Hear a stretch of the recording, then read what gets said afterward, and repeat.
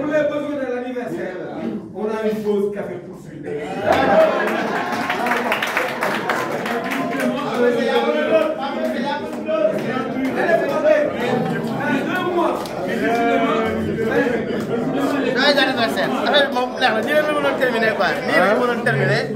Anniversaire professeur, voilà un homme de théâtre, généreux comme tout, voilà, et qui a mis la patte depuis pendant des années donc dans le théâtre sénégalais. Joyeux anniversaire. Qu'est-ce que tu retiens de lui? Ah non, je retiens de lui un homme humble. Humble. Parce que partout au théâtre, on nous a toujours enseigné l'humilité. Et voici un grand qui, malgré toute sa connaissance du théâtre, malgré tout son parcours vraiment théâtral, donc très expansif, il est toujours resté à lui-même. Donc bravo au grand. Et ça, nous essayerons donc nous, en tout cas, de notre génération, de transmettre ça aux jeunes qui seront là, Inch'Allah. Je vais ajouter à la suite de Babacar que Seyba est un maître qui est resté toujours un apprenti. C'est-à-dire qu'il a toujours appris et il fait apprendre. Il continue d'apprendre et de motiver les apprentis. Merci à lui et bon anniversaire. Qu'est-ce que tu retiens? Je retiens de Seyba la personne humble, le puits de connaissances intarissable et généreux. On peut toujours puiser à cette source et on a toujours à en apprendre avec lui. C'est un maître. Machallah. Lébu, là on a aussi Père Seyba. Père Seyba, au moment où tu as eu une journée de réflexion du théâtre, on considère que son anniversaire, ça va tout dire, parce que ça montre que vraiment il a œuvré, il a ménagé aucun effort vraiment pour le développement du théâtre. Nous, en tout cas, moom suñu papa la suñu lépp la voilà xam na gudd fan ak wér la nga koy ñaanal. Super, merci. Diédhiou, miinante nga Père Seyba lan nga retenir si moom. Qu'est-ce que vous retenez de Père Seyba? Un modèle quoi. Vraiment un modèle. Et je pense que l'anniversaire n'est pas fortuit. Parce que par rapport en tenant compte de ce que nous sommes en train de faire, et honnêtement, on voit que je pense que Dina a une suite, à mon avis. Parce que entre ce qui s'est dit et l'anniversaire de Seyba, qui est un homme de théâtre, qui a quand même boosté, disons, le théâtre vraiment sénégalais un peu au niveau national et même international. Je pense que ce qui est en train de se dire ici, à mon avis, Dina a un aboutissement réel. Je pense que Dina a une concrétisation et on lui souhaite vraiment longue vie parce que c'est important aussi, longue vie, parce que on a besoin de personnes expérimentées, de personnes ressources comme lui qui puissent faire le théâtre aller de l'avant. Pour nous, c'est une source d'inspiration. Merci beaucoup, c'est gentil. Ah, je suis sur Abdou. Attends, je fais comme ça pour avoir l'image. Abdou Aziz Gueye. Abdou, vous êtes sorti de l'École nationale des arts. Vous êtes parmi les premiers comédiens sans doute à pratiquer Père Seyba. Qu'est-ce que vous retenez de l'homme aujourd'hui? Mais Seyba, pour moi, c'est un homme exemplaire. C'est un modèle pour le théâtre sénégalais. Personnellement, je dois dire que avant d'entrer à l'Institut des Beaux-Arts, j'ai eu à rencontrer Seyba. Il y avait un frère qui s'appelait Amr Matargui, qui était à la RTS, qui animait, qui était présentateur d'émissions anglais, The News. Quand je voulais entrer aux Beaux-Arts, j'étais encore jeune. On m'a mis en rapport avec Seyba qui m'avait dit vraiment qu'il fallait mettre le temps qu'il faut pour pouvoir rentrer au conservatoire.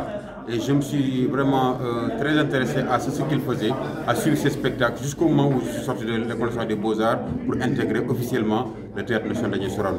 Donc Saiba pour moi c'est quelqu'un d'un homme d'une générosité et qui aujourd'hui est une référence sur le plan théâtral.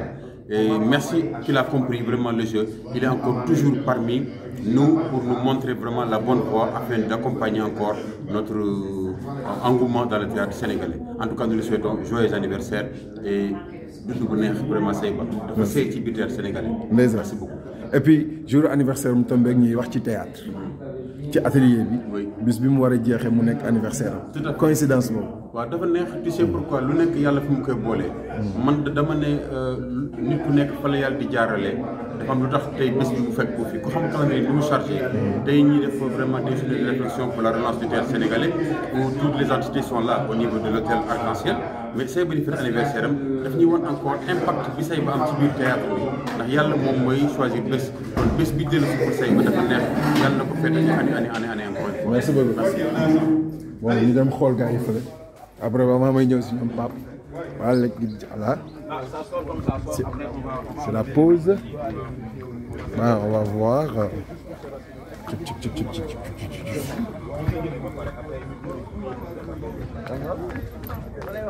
Bon, anniversaire baa ngi nii quoi mooy anniversaire gis ngeen de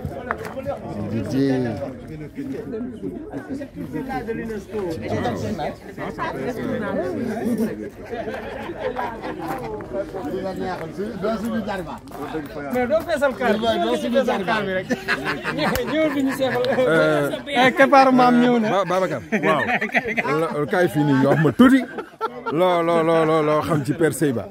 Ah, laaj nga ma lu garaaw nag yow ku baax. barki yont yàlla moo xamal. oh soppe kontaan naa trop. alors Saiba Traoré li ma xam si moom su ma ko buggee wax lépp du fi xaj waaye xam naa ne li mu bugg a wax. mooy xam naa ne Saiba Traoré nit ñi dañ ko jàppee jàngalekatu théâtre waaye kuy defar nit la. waaw non defarkatu nit la gis nga li ma wax dafa sax xaw a ëpp waaye Saiba comme man li may faral di wax ima bati. Saiba jàngaluma école des arts de. dafa maa fekk Thiès formé ma muy defaat yeneen formation Dakar ma suivre ko. waaye tey mun naa wax ni sama taxawin sama nekkin nii. nit pour nitee nii xëy na dof la. waaye xam naa ni am naa loo xam ne jomb naa ko am naa loo xam ne bañ naa ko am naa loo xam ne duma ko nangu te ci Saiba Traoré laa ko jëlee.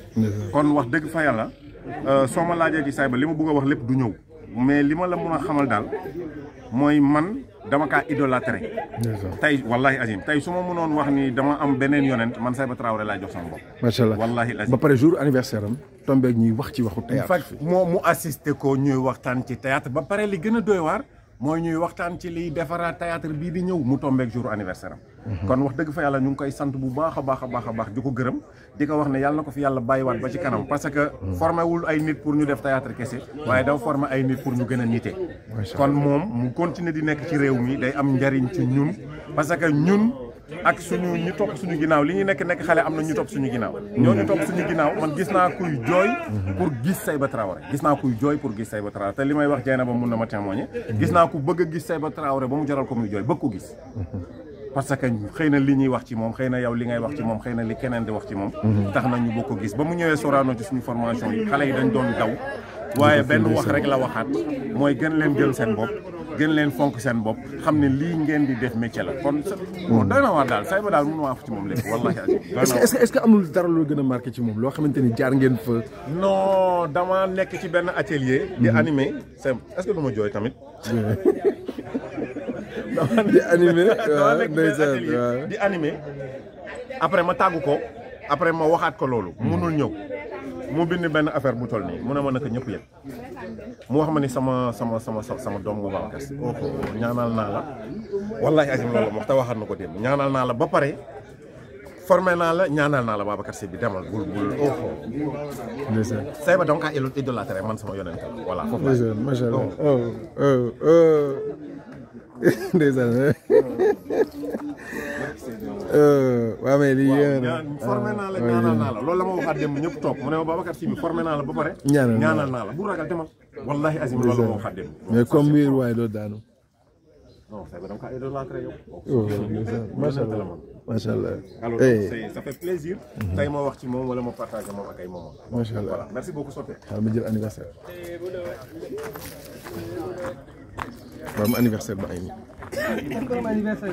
Oui. 27 ans. 27 ans. Le vieux 27 ans. Le vieux 27 ans. Borom bés bi mel. Le vieux 27 ans. Non mais tey de toute façon doo wax nit ñi lay waxal.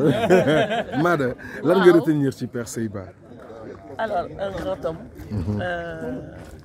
plein de savoir, de richesse à transmettre. Moi, j'ai eu à travailler avec lui et j'avoue que ça a été une instruction plus qu'une école. Et puis, quelqu'un de très humble, de très accessible, de très généreux dans ce qu'il veut transmettre. Et il en a beaucoup encore à transmettre. Donc, notre fille transmettre et que les jeunes puissent s'approcher de lui. Parce qu'il a beaucoup à donner. Et que cette fois-ci, son anniversaire coïncide avec des journées où on parle de théâtre. Bah, j'allais dire c'est une coïncidence, en même temps c'en est pas. Et donc nous devons nous dire encore et puis voilà quoi. Machallah. Omar, tu peux me dire un petit mot sur Père Seyba? Ah oui, en tout cas, joyeux anniversaire pour lui. C'est un grand sympa qui nous apporte beaucoup dans le domaine de la culture, de l'art, voilà. Et du théâtre en particulier. Macha Allah. En tout cas, yàlla na ko yàlla may fan bu gudd ak wér ak kantan ak muñ bu rafet. Amiin.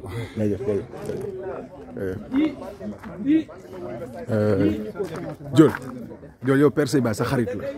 dëgg la. lan nga mën a wax si moom tey ci bis bi. loo mën a wax si moom bëri na lu nit mën a wax doo paase li Mamadou Diop waxoon foofu la wax ji mën a yem li mu waxoon man mii mënuma ko waxaat kon jërëjëf Seyba. tey jii anniversaire mu tombé ak ñuy wax si waxu théâtre coïncidence boobu nag am na lu mu la wax. Seyba yàlla dafa dogal muy ki nga xamante ne ci wàllum xam-xam ci théâtre ci ni ma déggee amu si dendandoo. macha allah jaajëfat Yacine moom toujours day lekk ndeysaan mais c'est pas grave Yacine tey suñu papa Seyba son anniversaire qu'est-ce que tu retiens de Père Seyba? C'est vraiment excellent. Mu tombé jour bi boo xamante ne comédiens yëpp dañu réunir et ensemble ñu souhaité ko joyeux anniversaire. moom suñu référence la suñu mag la ba pare dañu koy bëgg di ko gis suñu kanam à chaque fois. parce que dafa bëri expérience. suñu ko transmettre c'est en plus pour nous. ñu ko souhaité un joyeux anniversaire ñu kontaan ci moom di ko ñaanal dund. am ba gaay Karim Kay Karim suñu papa Seyba tey anniversaire qu'est-ce que tu retiens de l'homme? Mais en fait, quand tu dis Seyba, tu dis le théâtre. Donc, que du coup, féliciter, malgré l'âge, très avancé, nous accompagner. Donc, on a vraiment beaucoup de fans. Parce que moi, beaucoup de fans, on a guéri sur nous. Est-ce que vous pouvez nous raconter soit une anecdote ou une en fait, das na ci yow wala marqué na la wala loo mës a dégg. Mais non, en réalité, man bu ma ko gisee rek daf may fàttali les grands projets du secteur, le PSAC, avec ñoom doyen Modou ñooñu. Vraiment, on a passé des sessions de formation extraordinaires. Et jàng nañ ci moom lu bëri. Bon, xam naa ni bon ku dul fooy théâtre bi la moom. Ah. Moom du ko caaxaan. Voilà. Macha Allah. Merci beaucoup. Macha Allah. Voilà. Ok. Seydou Kay. Voilà.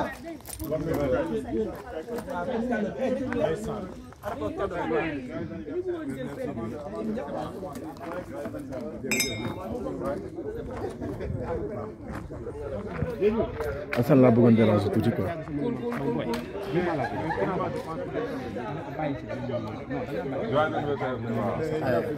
Alassane dama la bëgg a déranger une minute rek yow en tant que journaliste émérite ñëpp xam la nga yàgg couvrir ay événements culturels Père Seyba bu ñu la waxoon kii c'est yow lan nga ñuy wax. Ah oui, Père Seyba. C'est un jugement d'expérience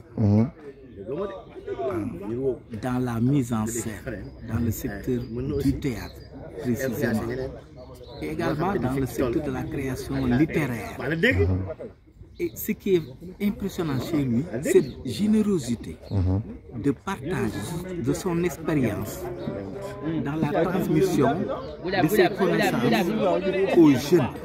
Et il le fait pendant plusieurs années. Donc cette générosité est très rare. Et quand on a une personnalité de cette trempe, c'est extrêmement important de lui rendre hommage en son jour d'anniversaire ici au Lac Rose, en présence de beaucoup d'opérateurs de théâtre, de comédiens, de metteurs en scène.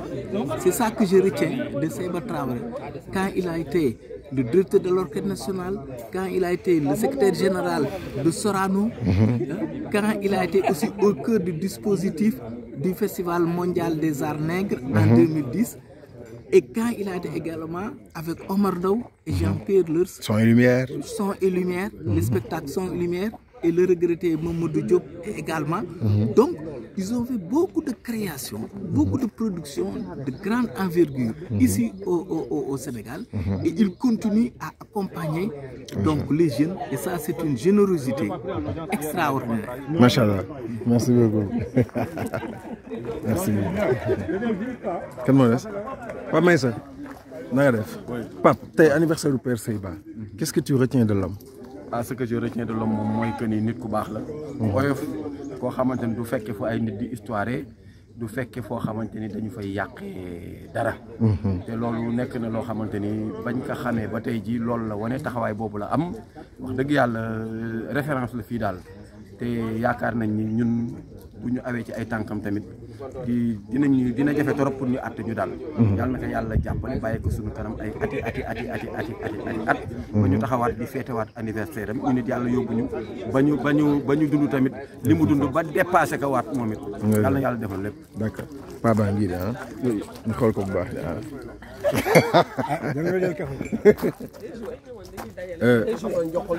booy kale booy kañ nga xamante ak Père Seyba? si yàgg na. yàgg na lool. lan moo leen gën a marqué si moom? moom foo ko fekk da yor mburu. foo ko fekk non Traoré la man Jara la waaye ay mbokk lañ. et puis pa bu nice xam nga pa boo ne pa bu nice da koy rendre jeune. waaw pa bu nice la ñu koy souhaiter joyeux anniversaire ba pare di ko ñaanal yàlla mu bàyyi ko suñu kanam lu yàgg ak wérgu yaram.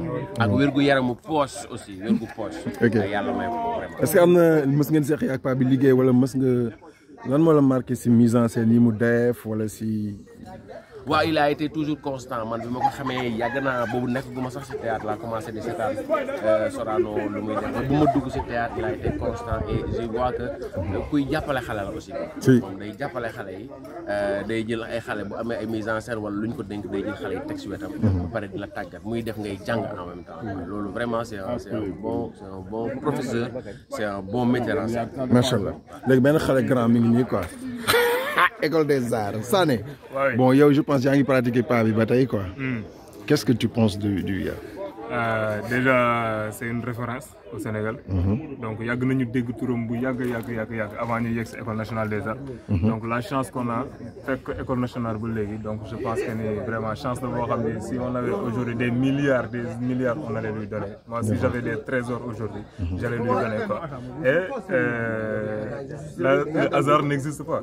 Parce que tey on parle de relance de développement du théâtre. Le dernier jour du séminaire qui coïncide avec son anniversaire ça veut dire que Seyba Traoré et théâtre tout court.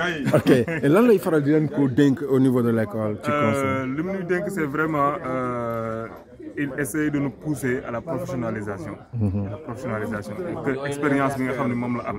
Donc déglu ko boo ko dégloo may ko nopp dëgg doo ko rëccu benn yoon si kanam rek ngay jëm ndax gis nañu ñi nga xam ne ñoom la formé muy yéen tey ça se transmet ba yéen seen wàll boobu ngeen tourné waat du ñu formé waat ki leen jàngal di ko jàngal ay na loolu wala ko. waa ñu taasu Seydou. waaw Père Seyba. lan nga ñu mën a wax si moom. dañuy sant yàlla ñaanal ko yàgg fi loolu tànn ak wér. parce que man yàlla def na ñun demuñu école ba pour xam ko fa mais moom fekki si nañu fii ñu nekk pour ñu xam ko parce que man 2005 laa ko xam ñëwoon Tamba doon créé benn spectacle bu tudd Son et lumière. et bu mu ñëwee yor nañu pendant une semaine yooyu bu ñu demee ci terrain gare bi boobu laay gën a fàttaliku ci moom. xool satu bi mu ne mais soirée fii laa bëgg nga yëg te château bi dafa kawe te dafa guddi ma ne ko noonu mënu ma fi yëg mu ne kon doo mun li ngay jàng fekk ñu ngi lay wax ne mun nga def li nga ne doo ko mun kon doo mun ma essayé ma yëg mais durant 10 jours yi ñu fa nekk paa bi jàngal na noo xam ne mu ngi ñu topp ba tey donc li ñuy wax mooy que yéen ñi nga xam ne nay ndaw ñi na ngeen topp ci ay tànkam moom mu ngi ci école ba tey mais teewul mu ngi dem ci région yi di ñu former yéen itam ngeen jaar ci di wax ne képp kuy wax tey ci théâtre mënoo fàtte tonton Seyba Traoré. macha allah mënut a nekk te oyofam moom a gën a neex moom gis ngeen ko tey ci anniversaire bi di ko souhaité joyeux anniversaire di ko wax li Aliou wax léegi anniversaire bi neex na parce que dafa fekk juste séminaire bi di jeex am naa yaakaar daje bii nii mooy doxal théâtre Sénégal. macha allah moom laay xooli quoi fu mu nekk nga xam mën naa ko piqué si moom benn mot wala déet dafa mel ni am na ñoo xamante ne anniversaire bi neex na ci ñoom xaaral ma jéem cee xewlu waale man tamit Babacar dama xelal ci affaire yi bu yaa ko xele woon naa bon pour ñuy seetaan affaire yooyu ñu xam ni waaw anniversaire bi mujj na neex soldat dafa am suñu diggante quoi même su fekkee ne yóbbu nga grâce bi yëpp tamit am benn sama waay nga bu yàgg jégal ma ko waaw sama waay nga bu yàgg dama sa am ak anniversaire bee neex waaw neex na anniversaire moom neex na ndax sale yi kon baax na Jamba bon voilà génn na maa ngi ñëwaat quoi je pense que image dama ko bëgg a terminer par Père Seyba nous allons ici le voir on fait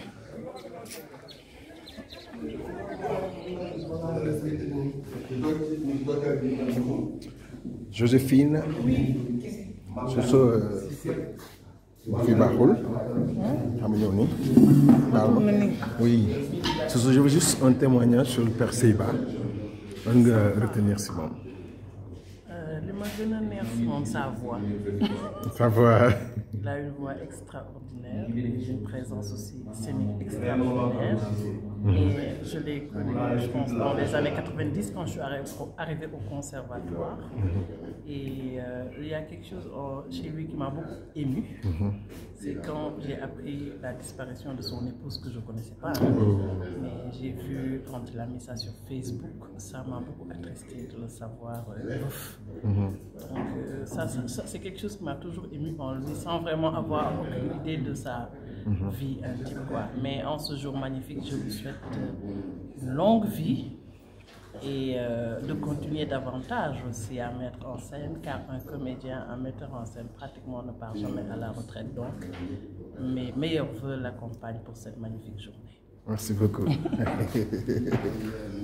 Bon, là on est avec Père Moustapha, qui a longtemps cheminé avec Père Seyba. Qu'est-ce que vous pouvez aujourd'hui dire de l'homme Seyba Traoré? C'est un homme passionné pour le théâtre. Seyba, à la limite, c'est le théâtre en résumé. Depuis